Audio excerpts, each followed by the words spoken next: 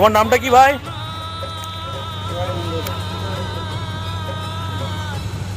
এটা কি তোমার কোনো মানত আছে নাকি, নাকি ইচ্ছা করে করেছো?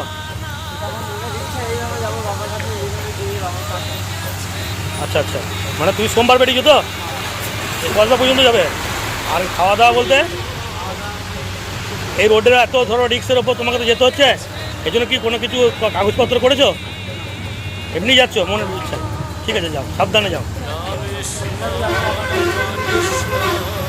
কী নামটা তোমার? আচ্ছা, কি বাড়ি কোথায়? ঠিক আছে। দেখে যাও চম্পকনগর।